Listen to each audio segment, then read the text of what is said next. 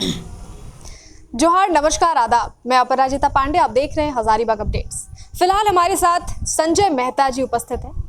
ये लॉ भी कर चुके हैं, जर्नलिज्म के भी फील्ड में जा चुके हैं और चुनाव भी लड़ चुके हैं। तो आइए अभी जो वर्तमान में 1932 स्थानीय नीति, नियोजन नीति और जो लगातार विधेयक वगैरह या 26,000 की जो नियुक्तियां वगैरह है या जो भी अभी वर्तमान के मुद्दे हैं या जेबी केसेस के जो मुद्दे हैं, रणनीति है, आइए इनसे ही इनके सारे विचार और जो रणनीतियां हैं वो जानते हैं। सबसे पहले तो खूब खूब स्वागत है संजय जी। बहुत बहुत जोहार और हजारीबाग अपडेट्स को बहुत बहुत आभार। आपके तमाम दर्शकों को बहुत बहुत जोहार कि आज आपने इस प्लेटफॉर्म पे हमें अपनी बातों पर रखने का एक अवसर दिया है। बहुत शुक्रिया आपका। जेबी केसेस के पहले ही आप चुनाव लड़ चुके हैं और एक उभरता हुआ नेता के रूप में भी, एक युवा नेता के रूप में भी, एक कहीं ना कहीं जर्नलिस्ट के रूप में भी लोग कहीं भी आपसे चिर परिचित हैं पूरी तरह से अगर बात की जाए। फिर जेबी केसेस में क्यों जुड़े आप?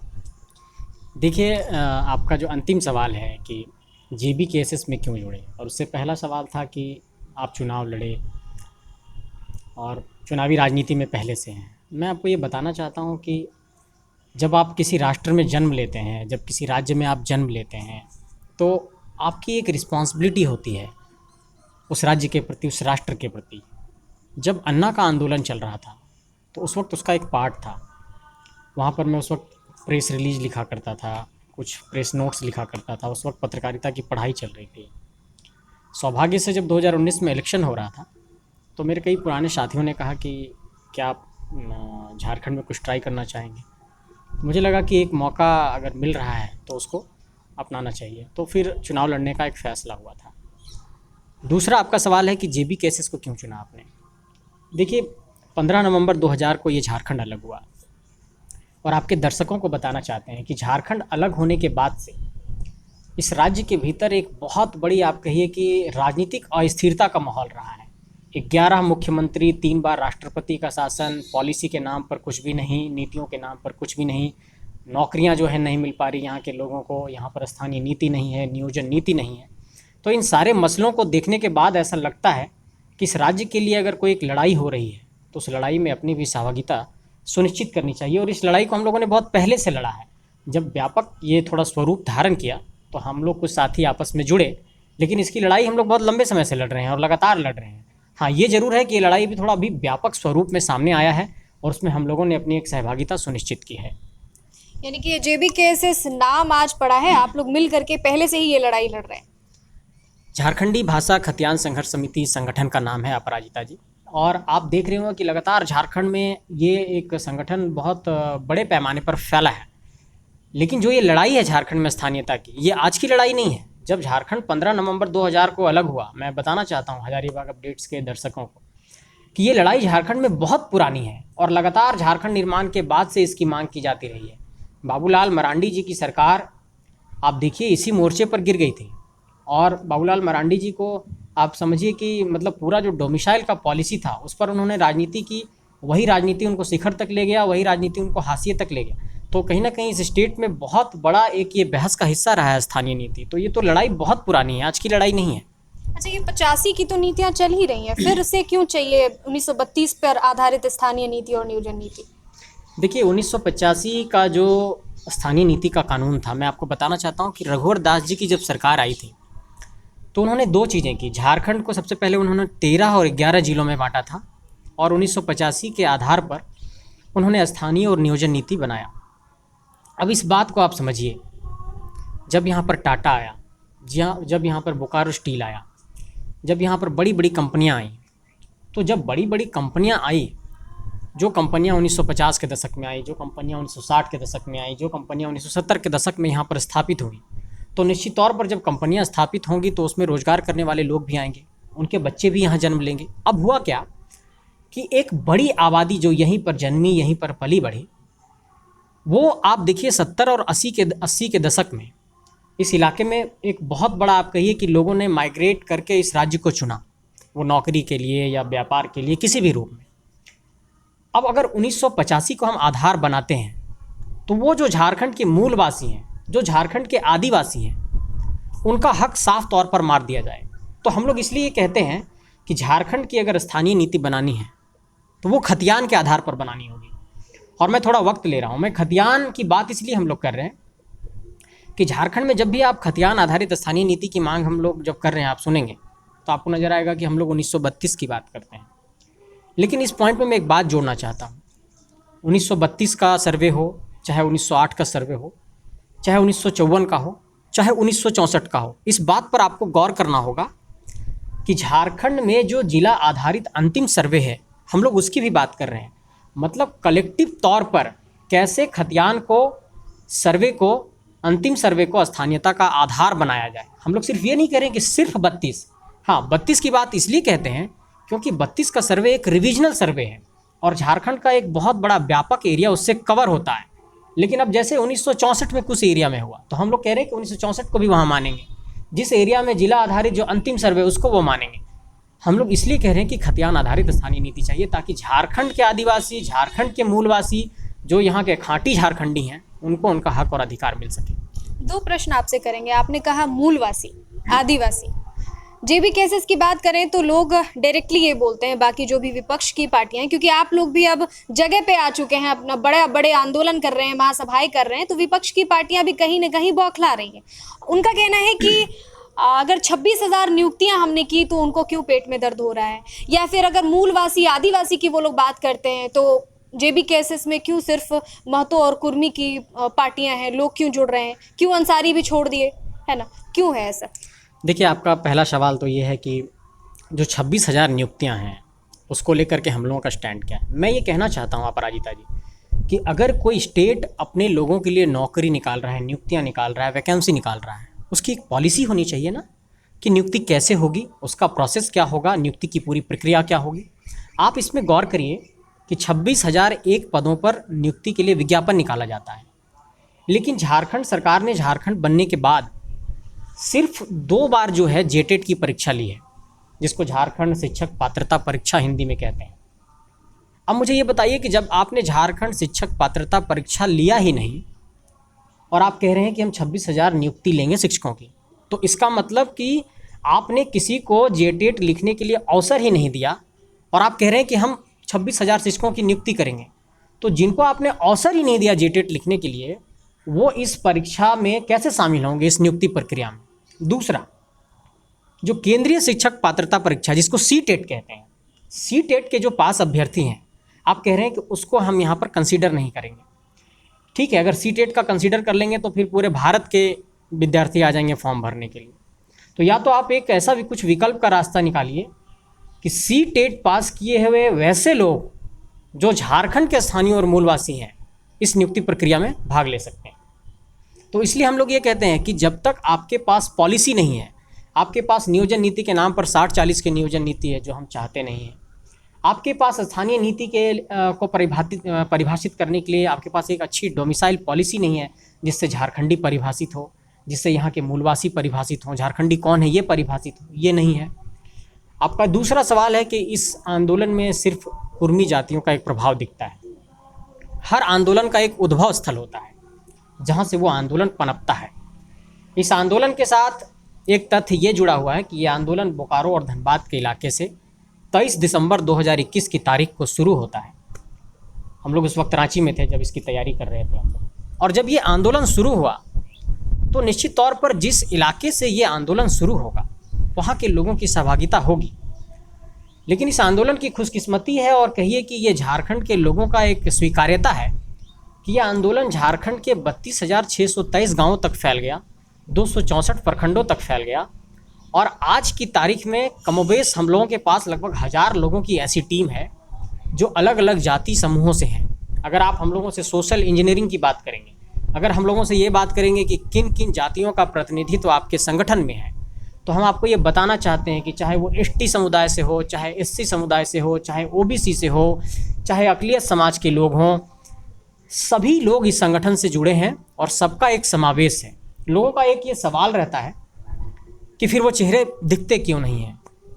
चेहरे दिख रहे हैं, लेकिन एक बात समझिए कि जब कोई एक आंदोलन होता है, एक कोई प्रोटेस्ट होता है, तो लीडरशिप में कुछ चेहरे सामने आते हैं, कुछ चेहरे सामने हैं। धीरे धीरे जब संगठन का विस्तार होगा, आपको ये विश्वास दिलाना चाहते हैं तमाम दर्शकों को, तमाम झारखंड वासियों को और हजारीबाग अपडेट्स के तमाम दर्शकों को कि आने वाले वक्त में 15 अगस्त के बाद से कुछ तब्दीलियाँ दिखेगी, कुछ व्यापक स्तर पर आप लोगों को दिखेगा कि हम लोगों के पास बहुत सारे ऐसे चेहरे हैं जिसको झारखंड में सभी लोग एक्सेप्ट करेंगे और ये शिकायत भी लोगों की दूर हो जाएगी। जयराम जी अभी हालिया एक स्पीच में कह रहे थे, इंटरव्यू में कह रहे थे कि 1932 का बहुत बड़ा मुद्दा नहीं है, वो रहना चाहिए लेकिन वो बहुत बड़ा मुद्दा नहीं है, उनका ऐसा कहना है। मेन अभी ज़मीन विवाद का मामला जो है वो ज़ोरों पर है।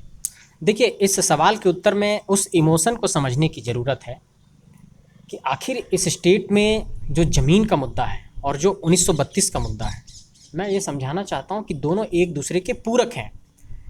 जब 1932 से स्थानीय नीति बनेगा और यहाँ के लोगों को नौकरी मिलेगी तो यहाँ की ज़मीनें भी संरक्षित होंगी। जब यहाँ पर स्थानीय नीति बन जाएगा कि सबके लिए हम दरवाज़ा खोल देते हैं, तो जब दूसरे राज्यों से लोग आएंगे तो जिस तरीके से ज़मीनों का अतिक्रमण बढ़ा, उस तरीके से ज़मीनों का अतिक्रमण और होगा। मैं आपको एग्जाम्पल देना चाहता हूँ। हम लोग हजारीबाग में हैं। आज बड़का गांव में एनटीपीसी की स्थिति देखिए। वहाँ पर गोंदलपुरा में अडानी ज़मीन लेना चाहती है, बगल में कोडरमा है, वहाँ बांझेडी का प्लांट है। आप बरही में देखिए, वहाँ पर रियाडा और जियाडा की ज़मीनों पर उद्योग स्थापित हुआ है। सामने आप मांडू में देखिए तो वहाँ पर आंदोलन चल रहा है आलोक स्टील को लेकर के।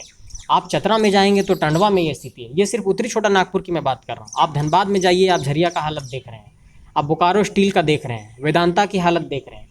तो इन ज़मीनों पर जो एक बहुत बड़ा विस्थापन हुआ, क्या उस विस्थापन के बाद वहाँ के लोगों के पुनर्वास के लिए, वहाँ के लोगों के रिहैबिलिटेशन के लिए क्या कोई व्यापक नीतियाँ बनी? आज आखिर ऐसा क्यों होता है कि हर प्रखंड मुख्यालय पे जहाँ भी परियोजनाएं बड़ी बड़ी स्थापित हुई, वहाँ लोग अपने हक अधिकार के लिए आज भी लड़ रहे हैं 20 साल 30 साल के बाद। मेरे बरही में डीवीसी का एक है 56 मौजा उसको बोलते हैं, 56 गाँव स्थापित हुए, आज तक उन लोगों का हक अधिकार नहीं मिला, आज तक लोग लड़ रहे हैं। इसका मतलब ये है कि ज़मीनें ली जाती हैं लेकिन हमारे ज़मीनों पर उद्योग स्थापित होता है, कोयला खनन की परियोजनाएं लगाई जाती हैं, वहाँ पर पावर प्लांट लगाया जाता है, स्टील की कंपनियां लगाई जाती हैं, लेकिन एक चपरासी का नौकरी हमारे गांव के लोग मांगने जाते हैं तो उनका आवेदन फाड़ करके डस्टबिन में डाल दिया जाता है। इसलिए ज़मीन बचाने की लड़ाई। आपने कहा कि उन्होंने कहा कि 32 बड़ा मुद्दा नहीं है, ऐसा उन्होंने नहीं कहा। उन्होंने ये कहा कि 32 तो मुद्दा है ही लेकिन ज़मीन भी एक बड़ा मुद्दा है। हम ये कहना चाहते हैं कि 32 इसलिए एक बड़ा मुद्दा है हम लोगों के लिए क्योंकि ये स्थानीय नीति को डिफाइन करेगा। कई लोग कहते हैं कि 32 एक पॉलिटिकल स्टंट है, ये कोर्ट में स्टैंड नहीं करेगा, लेकिन हम ये कहना चाहते हैं कि ये कोर्ट में भी स्टैंड करेगा और इसकी सारी पॉलिसी और नीतियाँ हम लोगों ने तैयार की है और बाकायदा हम लोगों ने अपना नियोजन नीति, अपना स्थानीय नीति ये तैयार किया है और जब जनता के बीच जाएंगे तो उनको बताएंगे कि ये कैसे तैयार होगा। आगे आप सवाल करेंगे तो उसका भी उत्तर देंगे। जनता की बात आपने करी तो कुछ जनता हजारीबाग अपडेट्स के भी माध्यम से देख रहे हैं। क्या आप लोगों की होगी स्थानीय नीति, नियोजन नीति किस प्रकार की होगी, किस तरह के चाहते हैं झारखंडी? देखिए, मैं तो आपको सबसे पहले ये बताना चाहता हूँ कि झारखंड सरकार को एक चीज़ के लिए हम तारीफ़ भी करना चाहते हैं, प्रशंसा भी उनका करना चाहते हैं। झारखंड में इस वक्त मुझे लगता है कि 4 ऐसे बड़े मसले हैं जिस पर बहस की जानी चाहिए। पहला है कि स्थानीय नीति, दूसरा है नियोजन नीति, तीसरा है सरना धर्म कोड और चौथा है ओबीसी रिजर्वेशन का मसला। मैं इन चारों मसलों पर आता हूँ। पहला, स्थानीय नीति।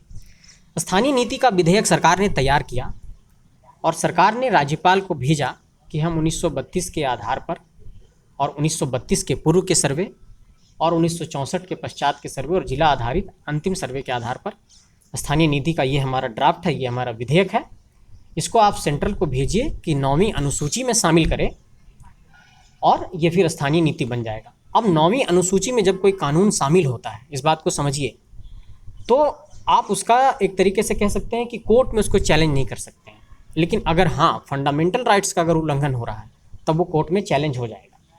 ये क्या हुआ कि यहाँ के राज्यपाल महोदय ने उसको वापस कर दिया विधेयक को, हालांकि सरकार ने प्रयास किया। दूसरा, नियोजन नीति जो सरकार ने बनाई थी वो कोर्ट में स्टैंड नहीं किया, हाई कोर्ट ने उसको रिजेक्ट कर दिया। तीसरा, सरना धर्म कोड का विधेयक सरकार ने सेंट्रल को भेजा लेकिन सेंट्रल ने उस पर कोई काम नहीं किया, वो अभी तक पड़ा हुआ है। और चौथा, जो मैंने कहा कि आपका ओबीसी रिजर्वेशन का मसला, तो सरकार ने एसटी, एससी, ओबीसी और ईडब्ल्यूएस को मिलाकर 77% रिजर्वेशन का एक विधेयक बना करके राज्यपाल को भेजा, वो भी वापस हो गया। अब इस बात में ये समझने की ज़रूरत है कि अगर 1932 की स्थानीय नीति बनानी है तो वो कैसे बनेगा। इसका एक रास्ता है। पहला रास्ता तो ये है कि 9वीं अनुसूची में शामिल करने को लेकर सेंट्रल गवर्नमेंट पर एक दबाव बनाया जाए। और 9वीं अनुसूची में शामिल कैसे होगा? वो विधेयक जो राज्यपाल ने लौटाया है उसको सरकार फिर से बनाए, विधि विभाग से परामर्श ले, उस परामर्श के बाद फिर वो राज्यपाल के पास जाएगा, राज्यपाल उसको दिल्ली भेजेंगे, दिल्ली में वो गृह मंत्रालय के पास जाएगा, फिर वो सेंट्रल कैबिनेट के पास जाएगा, सेंट्रल कैबिनेट की सहमति के बाद वो फिर जाएगा लोकसभा में, लोकसभा के बाद जाएगा वो राज्यसभा में, और उसके बाद फिर वो जाएगा राष्ट्रपति के पास। तो वो 9वीं अनुसूची में शामिल हो जाएगा। 9वीं अनुसूची में शामिल होने का फ़ायदा क्या होता है मैं आपको बताना चाहता हूँ। झारखंड में जो CNT एक्ट है, जिसको छोटा नागपुर टेंडेंसी एक्ट कहते हैं, छोटा नागपुर काश्तकारी अधिनियम, वो 9वीं अनुसूची का कानून है। इसलिए आप देखिए झारखंड में देखते हो कि CNT और SPT का कानून होने के कारण यहाँ के लोग कहते हैं कि ज़मीनों को आप नहीं ले सकते हैं, नहीं लूट सकते हैं। हालांकि कई बार ऐसी विसंगतियाँ हैं, अंचल स्तर पर CO वगैरह की मिलीभगत के कारण CNT की ज़मीनें भी बहुत लोगों ने लूट लिया, लेकिन एक कानून है वो। तो हम ये कहना चाहते हैं कि एक रास्ता ये है कि इसको 9वीं अनुसूची में शामिल किया जाए। दूसरा रास्ता ये है कि देश में अगर आप देखिएगा तो संविधान के अनुच्छेद 371 में अलग अलग राज्यों के लिए एक विशेष प्रावधान किया गया है। 371A में आप देखेंगे तो नागालैंड के लिए विशेष प्रावधान है कि नागालैंड में सिर्फ नागा ही ज़मीन खरीद सकते हैं। 371D में इस बात का प्रावधान है कि आंध्र प्रदेश की नियुक्तियों में आंध्र प्रदेश के स्थानीय लोगों को प्राथमिकता मिलेगी। तो ठीक उसी तरीके से 371A से लेकर J तक अलग अलग राज्यों के लिए विशेष प्रावधान है। ये एक दबाव सेंट्रल गवर्नमेंट पर बनाना होगा पूरे झारखंड के लोगों को, झारखंड के पक्ष को, विपक्ष को, तमाम राजनीतिक दलों को, सामाजिक कार्यकर्ताओं को, राजनीतिक कार्यकर्ताओं को, कि अगर देश के अलग राज्यों के लिए अलग अलग प्रावधान है 371 में, तो ठीक उसी तरीके का प्रावधान झारखंड के लिए भी कर दिया जाए। जैसे 371A से लेकर J तक है, तो एक K कॉलम जोड़िए कि झारखंड के लिए विशेष उपबंध, स्पेशल प्रोविजन फॉर झारखंड, और इसको लेकर के एक रास्ता निकल सकता है। तो इस तरीके से ये कानून जो है बन सकता है। उसमें किन बातों को जोड़ना चाह रहे हैं आप लोग? देखिए, हम ये कहना चाहते हैं कि जो स्थानीय नीति बनेगी उसमें स्थानीय कौन होगा उसकी परिभाषा तय की जाएगी। मैं आपको एक बताना चाहता हूँ कि जब भारतीय संविधान को आप पढ़ेंगे तो भारतीय संविधान स्पष्ट तौर पर कहता है, संविधान का 16(1) ये कहता है कि लोक नियोजन में जो स्टेट है वो किसी से भेदभाव नहीं करेगा। स्टेट मतलब सेंट्रल गवर्नमेंट के संदर्भ में, संसद के संदर्भ में। 16(2) ये कहता है कि जाति, धर्म, मूल वंश, जन्म स्थान के नाम पर किसी भी सरकारी नियोजन में, लोक नियोजन में भेदभाव नहीं किया जा सकता है। लेकिन 16(3) ये कहता है कि इसको लेकर के संसद कोई कानून बना सकती है या विशेष उपबंध कर सकती है। तो संसद ने जो विशेष उपबंध किया आंध्र प्रदेश के लिए, इसी 16(3) का प्रयोग करते हुए, और 16(4) ये कहता है कि राज्य सरकार वैसे लोगों के लिए प्रावधान कर सकती है नौकरियों में प्राथमिकता देने के लिए जिनको सरकार को ये लगता है कि नहीं, ये वर्ग जो है पिछड़ गया है, इसको नौकरी में अवसर मिलना चाहिए, तो ऐसे करके राज्य सरकार भी वो कर सकती है। लेकिन चूंकि इसको विधिक तौर पर मान्यता देना है, कोर्ट में चैलेंज ना हो, और बार बार जो लगातार हाई कोर्ट और सुप्रीम कोर्ट हो जाता है झारखंड की हर नौकरी में, हर नीति में, उससे बचने का ये रास्ता है कि इसको 371 में शामिल करा लिया जाए। और अभी एक बहुत आदर्श स्थिति है, यहाँ के मुख्यमंत्री जो हैं आदिवासी हैं, आप देखिए देश में जो राष्ट्रपति हैं वो आदिवासी हैं, वो झारखंड की राज्यपाल भी रह चुके हैं, और केंद्रीय जनजातीय मंत्रालय के मंत्री जो हैं वो झारखंड से हैं। तो झारखंड के लिए एक बहुत आदर्श स्थिति है। तो ऐसे में ये कानून बन सकता है। आपने कहा कि किन विषयों को आप शामिल करना चाहते हैं, हम लोग वही चीज़ को शामिल करना चाह रहे हैं कि जो हमारा खतियान है, खतियान आधारित स्थानीय नीति झारखंड में परिभाषित हो, और वो उसमें ये तय किया जाए कि झारखंडी कौन है। वो खतियान 1908 का भी उसमें होगा, 1932 भी होगा, 1954 भी होगा, 1964 भी होगा, और जिला आधारित अंतिम सर्वे होगा। ये हम कहना चाहते हैं। अच्छा, कौन से ये में अंकित है ये चीज़ कि सिर्फ नागापुरी या ऐसी जो नागालैंड नहीं, भोजपुरी जो है वो बिहारी लैंग्वेज है, झारखंडी नहीं है, जबकि आपके कई ऐसे लोग हैं, प्रदीप तिवारी जैसे लोग या और भी जो लोग हैं जो 1932 का विरोध करते हैं, 60-40 का विरोध करते हैं, उनका कहना है कि ये जो भोजपुरी लैंग्वेज है या इस तरह की और भी बहुत सारी लैंग्वेजेस हैं जो झारखंड के एक बहुत बड़े एरिया में बोली जाती हैं, तो फिर वो ऐसा बोलने वाले, भोजपुरी बोलने वाले या कोई और लैंग्वेज बोलने वाले क्यों झारखंडी नहीं हुए? जी, मैं आपको ये बताना चाहता हूँ। देखिए, हर भाषा के प्रति हम पूरा सम्मान रखते हैं, हर भाषा की अपनी एक विशिष्टता है, हर भाषा की अपनी एक मौलिकता है, हर भाषा का अपना एक सम्मान है और हर भाषा का अपना एक स्थान है। लेकिन आपको मैं एक एग्जाम्पल देना चाहता हूँ कि भाषाई आधार क्यों ज़रूरी है। क्योंकि भाषा जो है वो आपके आर्ट, कल्चर, ट्रेडिशन, आपके जीवन शैली से जुड़ा हुआ है। एक एग्जाम्पल देता हूँ आपको। 1953 की घटना है। हुआ क्या कि तमिलनाडु से अलग होकर के एक राज्य बनता है आंध्र प्रदेश। और वो क्यों बनता है? वो भाषाई आधार पर बनता है। और भाषा वहाँ का आधार होता है उस राज्य को सिर्फ अलग करने का। और एक बहुत बड़ा आंदोलन चलता है, लोग अनशन पर बैठ जाते हैं, जो अनशनकारी थे उनकी मृत्यु हो जाती है। केंद्र सरकार को विवश होना पड़ता है और एक नया राज्य बनता है। चूँकि झारखंड है, झारखंड में 9 क्षेत्रीय और जनजातीय भाषाएं हैं। हो है, मुंडारी है, खड़िया है, पंचपरगनिया है, खोरठा है, संथाली है। तो ये जो तमाम 9 हमारी भाषाएं हैं, जैसे आप संथाल परगना में जाएंगे तो संथाली लोग बोलते हैं, आप उत्तरी छोटा नागपुर में देखिए खोरठा बोलते हैं। तो इस तरीके से झारखंड की जो विशिष्टता है 5 प्रमंडलों को लेकर के, और झारखंड की जो 9 क्षेत्रीय और जनजातीय भाषाएं हैं वो झारखंडी माटी की भाषाएं हैं, यहाँ की मौलिक भाषाएं हैं, यहाँ के लोग बोलते हैं। लेकिन आप देखिए कि भोजपुरी का बहुत ज़्यादा प्रभाव इस इलाके में नहीं रहा है। पलामू तरफ थोड़ा बहुत आपको दिखेगा, उन इलाकों में दिखेगा जहाँ पर बाहर से लोग माइग्रेट करके आए, जैसे आपको बोकारो, धनबाद में दिखेगा।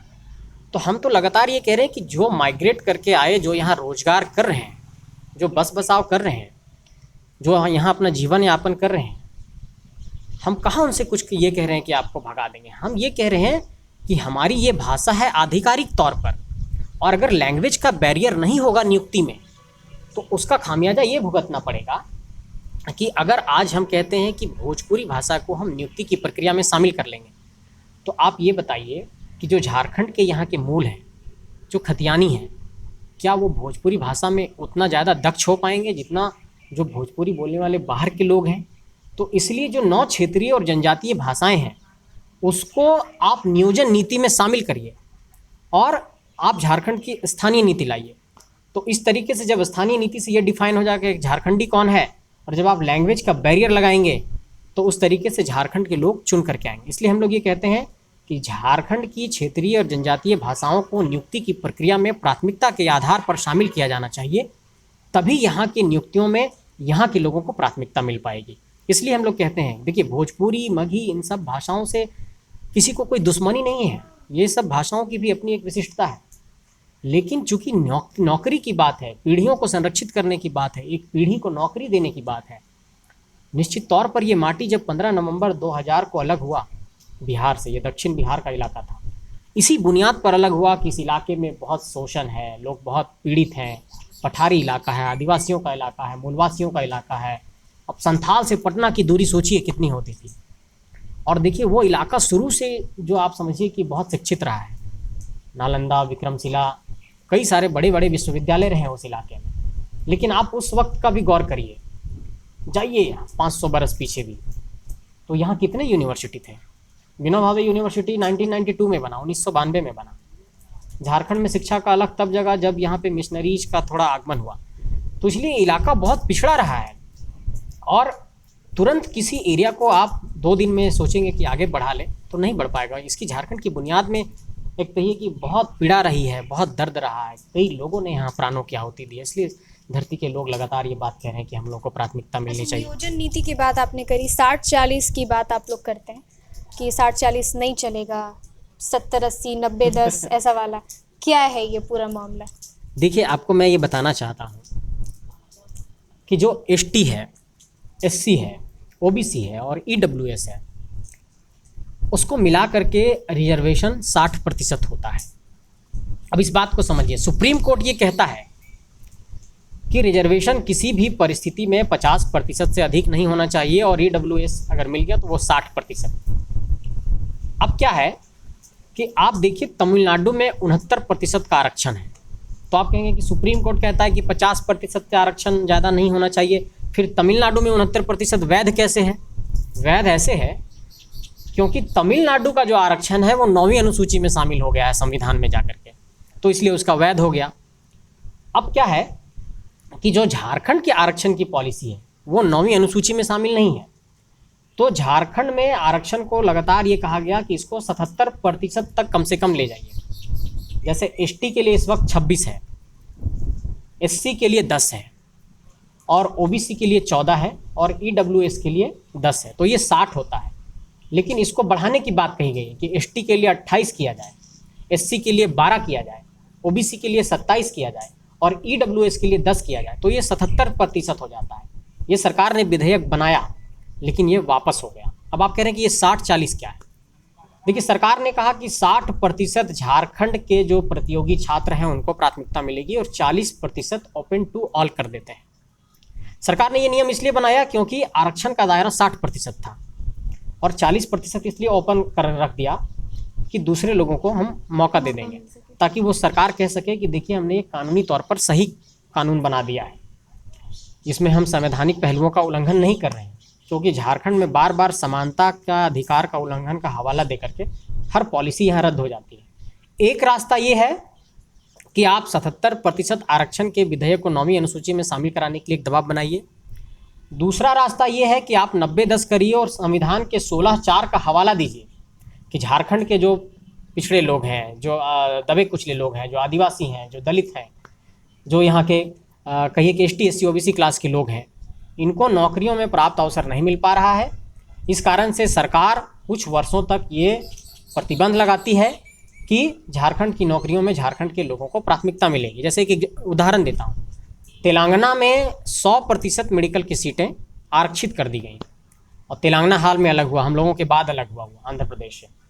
तो हम लोग भी ये कह रहे हैं कि आप ऐसा कुछ एक रास्ता निकालिए कि 10-20 साल के लिए सबसे पहले लॉक करिए। अगर बार बार आपको कोर्ट कह रहा है कि नहीं, हम इसको 9वीं अनुसूची में शामिल नहीं करेंगे, सेंट्रल गवर्नमेंट से साथ नहीं मिल रहा है, कोर्ट में जाकर के आपका रद्द हो जा रहा है, तो आपको कोई एक वैकल्पिक रास्ता निकालना होगा। 10-20 साल के लिए लॉक करिए कि हम इस वर्ग को एक अवसर देने के लिए इतने सालों तक ऐसा कर रहे हैं। हालांकि हम चाहते हैं कि अस्थायी समाधान हो, लेकिन चूंकि राज्य की एक बहुत बड़ी आबादी का जो उम्र सीमा है वो पार हो रहा है, उनके नौकरी में फॉर्म भरने का समय पार हो रहा है, उनको एज का रिलैक्सेशन नहीं मिल पाता है, उनकी पीढ़ियाँ बर्बाद हो रही है। 40-40 साल हो गया है, लोग 10-15 साल से तैयारी कर रहे हैं, नौकरी नहीं मिल पा रही। तो ऐसे में एक वैकल्पिक रास्ता भी ये निकाला जा सकता है कि जो दबे कुचले क्लास के लोग हैं उनको नौकरी में पर्याप्त अवसर देने के लिए सरकार 20 सालों तक झारखंडियों को प्राथमिकता देती है और ये सरकार कानून लाती है। ये एक रास्ता है। दूसरा रास्ता है कि आप 9वीं अनुसूची में शामिल कराए, जो सबसे बेहतर रास्ता है। तीसरा रास्ता है कि आप 371 में सबसे पहले जाकर के वहाँ पर, नहीं तो संविधान में संशोधन कराइए। तो कुछ ऐसे रास्ते हैं जिसके माध्यम से इसका एक वैकल्पिक रास्ता निकल सकता है। बाकायदा सरकार को एक इच्छा शक्ति दिखानी होगी और एकदम डट करके ये कहना होगा कि नहीं, हम लोग इसको करेंगे। सरकार को एक इच्छा शक्ति दिखाना होगा, वोट बैंक की राजनीति से थोड़ा इतर हो करके इस पर सोचना होगा। अच्छा, एक तरफ आप कह रहे हैं कि सरकार खुद झारखंडी है, आप लोगों ने खुद सरकार को चुना है, एक तरफ कह रहे हैं इच्छा शक्ति होनी चाहिए। क्यों इच्छा शक्ति नहीं है सरकार की? देखिए, मुझे ऐसा लगता है कि इस स्टेट के भीतर ब्यूरोक्रेसी बहुत हावी है। जो अभी की सरकार है, आप समझिए कि अभी की सरकार का जो सोच है, आप उस दौर से गौर करिए जब 1783 में तिलका मांझी का आंदोलन हुआ होगा, 1882-83 के बीच में वीर बुधु भगत का आंदोलन हुआ, 1855 में सिद्धू कान्हू का आंदोलन हुआ, 1895 में बिरसा मुंडा का आंदोलन हुआ। इस पूरे आंदोलन की पृष्ठभूमि देखिए और आप देखिए जब 4 फरवरी 1973 को झारखंड मुक्ति मोर्चा बना, तो आप देखिएगा जल, जंगल, जमीन और झारखंडियों के हक अधिकार की बात हमेशा से होते आई है। लेकिन जब सरकार बन गई तो सरकार को इस सोच का, इस भावना का प्रदर्शन अपने काम में भी दिखाना चाहिए था। बेशक सरकार ने कुछ बिंदुओं पर पहल की है, ये प्रतीत भी होता है। हम लोग देखिए, हम लोग बहुत पॉजिटिव पॉलिटिक्स में विश्वास रखते हैं। ऐसा नहीं कि सिर्फ सरकार के खिलाफ बोल रहे हैं, आलोचना कर रहे हैं, बहुत जल्दी वायरल हो जाएंगे, नाम कमा जाएंगे, ऐसी कोई मंशा नहीं है। हम लोग चाहते हैं कि एक कंस्ट्रक्टिव पॉलिटिक्स हो, एक मतलब पॉजिटिव पॉलिटिक्स हो। तो सरकार ने बेशक प्रयास किया, लेकिन इस राज्य के भीतर ब्यूरोक्रेसी इतनी हावी हो गई है, स्टेट मतलब इतना ज़्यादा ब्यूरोक्रेट्स के हाथों में समा गया है कि जो आपका यहाँ पॉलिटिकल पावर है वो बहुत कमज़ोर महसूस करता है। मैं देश के तमाम राज्यों में गया हूँ, दक्षिण भारत घूमा हूँ, उत्तर पूर्व के राज्यों में घूमा हूँ, आप देश के लगभग कोने में जाने का मौका मिला, विदेशों में भी जाने का मौका मिला। लेकिन मैंने इस बात पर गौर किया है कि झारखंड में ब्यूरोक्रेट्स जितना ज़्यादा नेता पर हावी हैं, देश के किसी राज्य में ऐसा नहीं है। यहाँ पर नेताओं की इज्जत नहीं करते हैं नौकरशाह लोग, एक पैरवी करते हैं विधायक और मंत्री, तो एक बीडीओ, सीओ और थानेदार उनकी बात नहीं सुनता है। तो इसलिए यहाँ की जो नौकरशाही है वो कहीं ना कहीं यहाँ की व्यवस्था को एक बहुत तरीके से जकड़ ली है। तो नौकरशाही निरंकुश कब होता है? जब पॉलिटिकल लीडरशिप कमज़ोर हो जाता है। पॉलिटिकल लीडरशिप का विल पावर जो है वो दिखना चाहिए स्टेट को कंट्रोल करने को लेकर। ये इसलिए नहीं दिखाई पड़ता है क्योंकि ऐसी बातें सामने आती है कि ट्रांसफ़र में, पोस्टिंग में, अफसरों को दूसरे जगह पदस्थापित करने में, अंदर खाने एक बहुत बड़ा कोई गेम प्लान है जिसका हिस्सा कुछ लोग हैं और उस कारण से एक कुछ बहुत बड़ा बंटाधार होता है। तो वो पॉलिटिकल लीडरशिप का जो नैतिक पावर है, जो मोरल स्ट्रेंथ है, वो कमज़ोर हो जाता है। और उस मोरल स्ट्रेंथ की कमज़ोर होने के कारण ब्यूरोक्रेसी पर जो है वो पकड़ ढीली हो जाती है। और जब नौकरशाही पर आपकी पकड़ ढीली होगी तो निश्चित तौर पर जनता को भुगतना होगा। और यही कारण है कि इस राज्य के भीतर जब भी पॉलिसी बनाने की बात आती है तो ब्यूरोक्रेट्स हावी हो जाते हैं और नेताओं को एक तरीके से गलत तरीके का, आप कहिए कि फीडबैक देते हैं, गलत तरीके का रिव्यू देते हैं और सरकार को ये सब कुछ सहना पड़ता है। इसलिए हम कहते हैं कि ये जो भी सरकार में लोग बैठे हैं उनको एक गंभीर चिंतन करने की ज़रूरत है। वो इस पर वो रिव्यू करें, गंभीर चिंतन करें कि गलतियाँ कहाँ हो रही है। 1-1.5 साल का वक्त है, तुरंत इन नीतियों पर काम करने की ज़रूरत है और झारखंड को एक सही दिशा देने की ज़रूरत है। हमने आज जो बहुत कुछ जाना आपसे, हर चीज़ में प्रश्न मेरा था क्यों। ये मेरा प्रश्न नहीं, जनता का प्रश्न था। झारखंडी जो है उनका भी प्रश्न था और जो लोग यहाँ आकर के रोज़गार कर रहे हैं या शिक्षा ग्रहण कर रहे हैं उनका भी प्रश्न था। अब इससे इतर हम लोग फिर से एक बार आते हैं जेबी केसेस पे। आप लोग चुनावी मैदान में कहीं ना कहीं उतर गए हैं और फिर से एक बार विपक्षी पार्टियों का कहना है कि सरकार या उनकी नीतियों में सिर्फ हो हल्ला करके, वो भी चुनावी दौर जब शुरू हो रहा है उसके 2-3 साल के भाषाई आंदोलन 2021 में शुरुआत हुई इसकी, उस समय से सिर्फ चुनाव में ही आने का ये फंडा था, अपने संगठन बनाने का ही फंडा था और संगठन बन गया। अब ये लोग चुनाव में आ रहे हैं। मैं फिर से इस वक्त अभी ये ऐलान करना चाहता हूँ कि जैसे ही सरकार पॉलिसी बना देगी, हमारी जो मांगे हैं, स्थानीय नीति, नियोजन नीति, जो पुनर्वास की नीति की हम लोग मांग कर रहे हैं कि जो एक बड़ा तबका विस्थापित हुआ, वैसी ज़मीनें जहाँ पर परियोजनाएं नहीं लगी, ज़मीनों का अधिग्रहण कर लिया गया, जिसका मुआवजा ज़मीन के रैयतों को नहीं मिला वो उनको वापस हो जाए, ऐसे जो तमाम हमारे मुद्दे हैं, अगर इन सारे पहलुओं पर, इन सारे बिंदुओं पर सरकार एक समग्र समाधान का रास्ता लेकर के आती है और सरकार सभी का सॉल्यूशन कर देती है तो हम लोग अपना कदम पीछे खींच लेंगे। हम लोग तैयारी कर रहे हैं, हम लोग तो यूपीएससी की तैयारी कर रहे हैं, जेपीएससी की तैयारी कर रहे हैं कि एग्जामिनेशन लिखेंगे तो कुछ नौकरी हो जाएगी, हम लोग नौकरी करेंगे। किसको नहीं शौक़ होता है एक ब्यूरोक्रेट्स बनने का? हम लोगों को नेता बनने का कोई शौक़ नहीं था, परिस्थितियों ने नेता बना दिया है। और अभी भी नेता कहता है तो ऐसा कुछ नहीं कि बहुत प्राउड फील होता है। हम लोगों को लगता है कि पता नहीं ये रास्ता कितना अच्छा है, क्योंकि देखिए भारतीय राजनीति के भीतर आपके दर्शकों को कहना चाहते हैं कि एक बहुत बड़ी परिपाटी ऐसी पनपी है, पैसा, पूंजी, माफियागिरी, बाहुबल राजनीति में एक अनिवार्यता बना दी गई है कि ये सब कुछ है तभी आ सकते हैं हम यहाँ मैं लोग। थोड़ा सा आपको रोकना चाहूँगी। आप कहते हैं आप लोग पॉजिटिव राजनीति करते हैं, तो जब अगर आप लोग जैसे लोग अगर राजनीति में नहीं आएंगे तो ये जो नकारात्मकताएं हैं वो कैसे दूर होंगी? फिर तो पीछे छुड़ा रहे हैं आप, अपने झारखंड की राजनीति से पीछे छुड़ा रहे हैं। फिर गलत राजनीति लोग करेंगे, फिर आप लोग दर्शक बन के देखेंगे, फिर कोई ना कोई उभरेगा, संघर्ष करेगा। नहीं तो ये सेल्फ क्लेम्ड नहीं हो सकता है ना, हम अच्छे हैं ये खुद कैसे कह सकते हैं? वो तो जनता तय करेगी। हम लोग तो संघर्ष कर रहे हैं, हमको नहीं पता कि हम लोग बहुत अच्छे हैं, हम लोग क्या कर रहे हैं, हम लोगों पर कितना जनता का विश्वास है, ये हम और आप नहीं तय करते हैं। ये जो मानक है, ये जो स्टैंडर्ड है वो जनता के पैरामीटर पर तय होगा और हमारा तापमान कितना हाई है ये जनता का थर्मामीटर तय करेगा।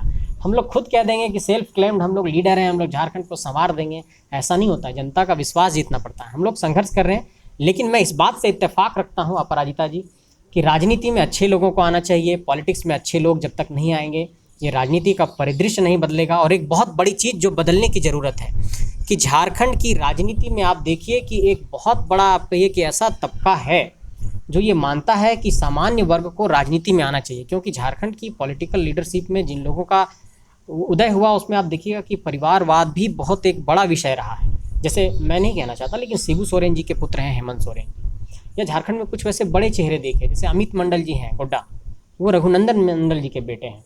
आप देखिए कुणाल साडंगी जी को, वो दिनेश साडंगी जी के बेटे हैं। आप आसपास भी कहीं भी नज़र दौड़ाएंगे तो आपको दिखाई पड़ेगा कि जो नेता के बेटे हैं वो लोग ही यंग जनरेशन में कुछ जगह बना पाए हैं राजनीति में।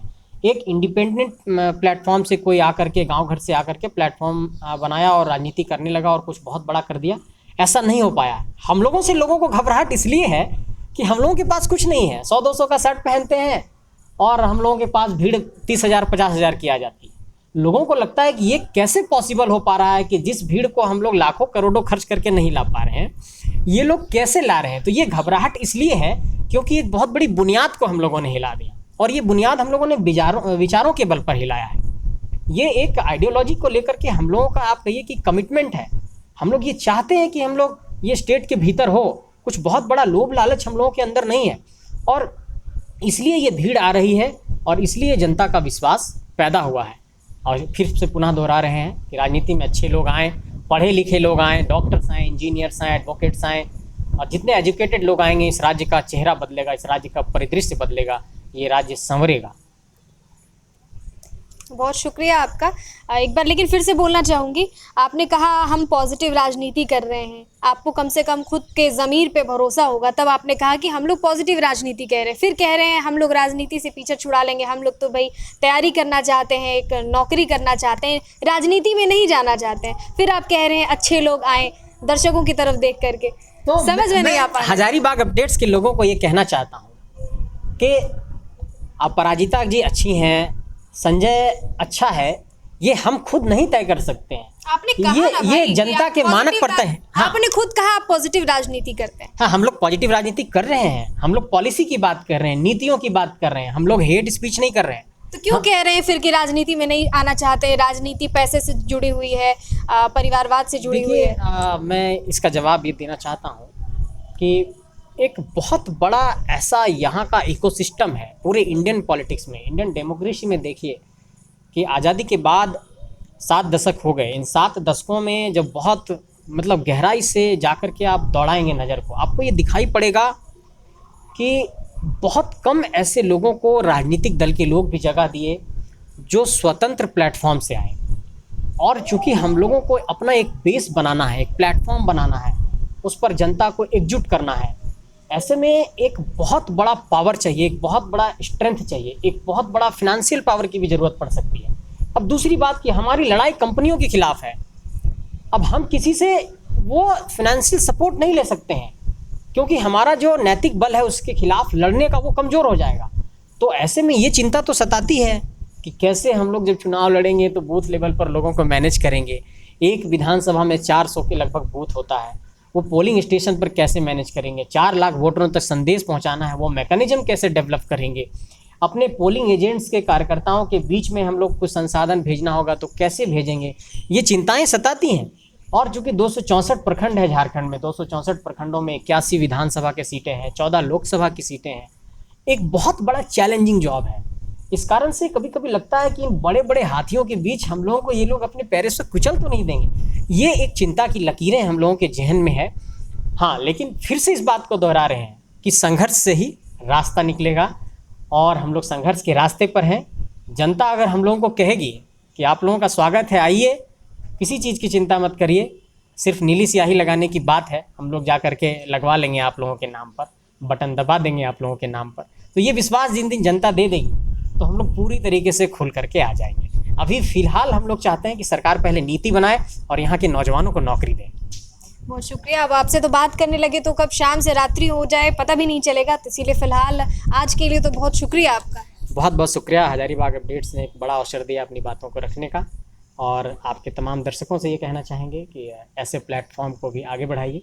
और आज डिजिटल मीडिया के दौर में ऐसे प्लेटफॉर्म्स ने बहुत अवसर दिया है, हमारे आंदोलन को खासकर यूट्यूब और डिजिटल मीडिया ने ही आगे बढ़ाया है। तो इसके लिए आप सबों का बहुत बहुत शुक्रिया, तमाम डिजिटल पत्रकारों का, तमाम प्रिंट मीडिया के पत्रकारों का, इलेक्ट्रॉनिक मीडिया के पत्रकारों का भी बहुत बहुत आभार कि हम लोगों के इस आंदोलन को आप लोगों ने लगातार साथ दिया है। शुक्रिया, बहुत शुक्रिया पत्रकार महोदय। तो हमारे साथ संजय मेहता जुड़े हुए थे, पत्रकार भी रह चुके हैं और लॉ भी कर चुके हैं सर आप, और साथ साथ में चुनाव भी लड़ चुके हैं, और अभी फिर से कहीं ना कहीं अगर सरकार पर जोर डाल रहे हैं एक पूरे हुजूम के साथ, भीड़ के हुजूम के साथ, उनके यहाँ झारखंड के विकास के लिए, यहाँ के ज़मीन जल जंगल के बचाव के लिए। तो आप लोगों को कैसी लगी ये वीडियो कमेंट करके धड़ाधड़ से बताएं हम लोगों को, क्योंकि कमेंट के ज़रिए ही हमें पता चलेगा कि क्या आप लोगों की मानसिकता है, क्या आप लोगों के विचार हैं। और संजय जी भी पढ़ेंगे कमेंट्स को ज़रूर। इसी के साथ अब इजाज़त दें, शुक्रिया, मैं अपराजिता।